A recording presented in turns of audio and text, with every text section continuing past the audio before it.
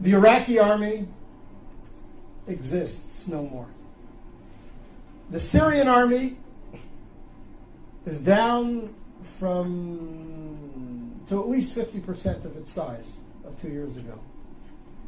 The Egyptian army, all of its 14 divisions, maybe 7 are in any way active, not corroded, corrupt, falling apart. The Arab military threat to Israel has evaporated. Arab societies, as you all know, from Libya and Tunisia through Egypt to Syria, and it'll yet, unfortunately, come to Jordan, are so convulsed with internal conflict that for the next 2 to 3 to 4 decades, they're going to be racked by such internal tensions and such internal economic disparities and needs that their ability to mount a coordinated offensive against Israel in the conventional military sense is simply gone. It's gone. It's gone. So before we start discussing all the threats and the emerging threats and the dangers that are posed to Israel from the crumbling of the old Arab architecture around Israel, first let's recognize that the conventional military threat against Israel has greatly disappeared. And that is a net gain for Israel. It has tremendous long-term significance. Now, we all know that there are new threats emerging. What was the authoritarian control over countries like Egypt, where the security services had penetrated every element in society. You couldn't burp, you couldn't breathe, you couldn't blow your nose without somebody in the security services knowing about it. That's all gone.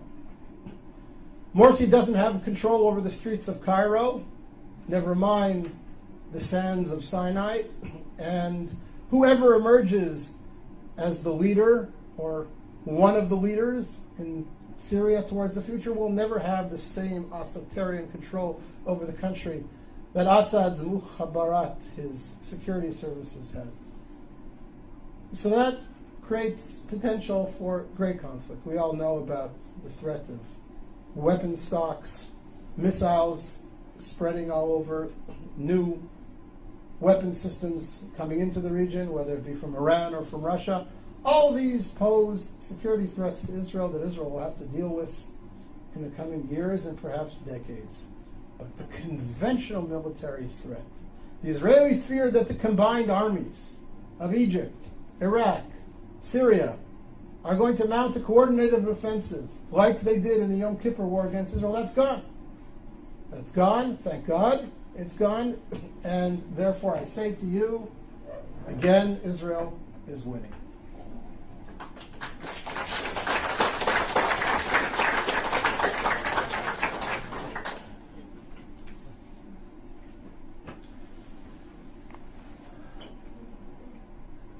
Point number 9, in grand historical terms, of course Israel is winning.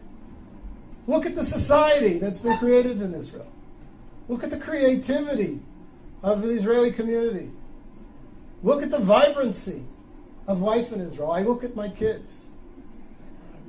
I have a son-in-law who's a software engineer in Israeli military intelligence. I have a daughter doing her PhD in genetics at the Hebrew University. I have a daughter studying architecture at Ariel University in Samaria. I have a son completing his bachelor's degree in computer science in high school, and he will graduate high school with his degree in computer sciences, and he has studied intensively 17 tractates of the Talmud, and he knows his Bible inside out and backwards.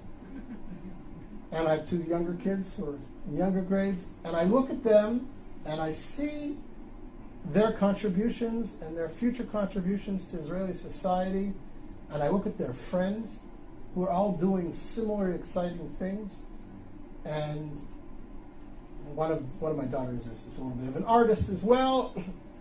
And you look at this and you say, what a wonderful youth we have. What a powerful country we have.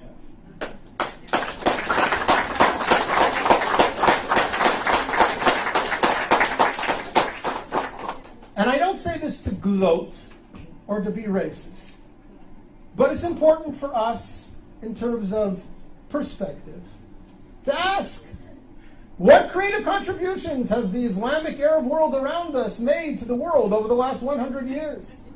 What technologies have been bought by Facebook, Yahoo, Microsoft, and Intel from Saudi Arabia? What's the gross national product of all 40 Arab countries around us put together, leaving oil aside? And again, not because I mean to be denigrating or dismissive of the Arab world, and not because I want to gloat, but because I want to reinforce in our own minds how powerful we are, how vibrant a society, how creative a society Israel has become, how proud we ought to be, how right we are to be able to continue to claim that Israel is an honorable member of the world community and making contributions to that world. It's important for us to remember that we are winning. We have a wonderful country, and it will yet do great things for the Middle East and for the world.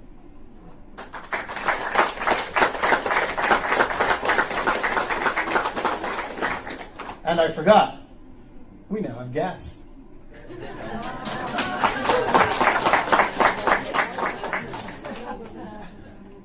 Milk and honey, we're still looking for the honey.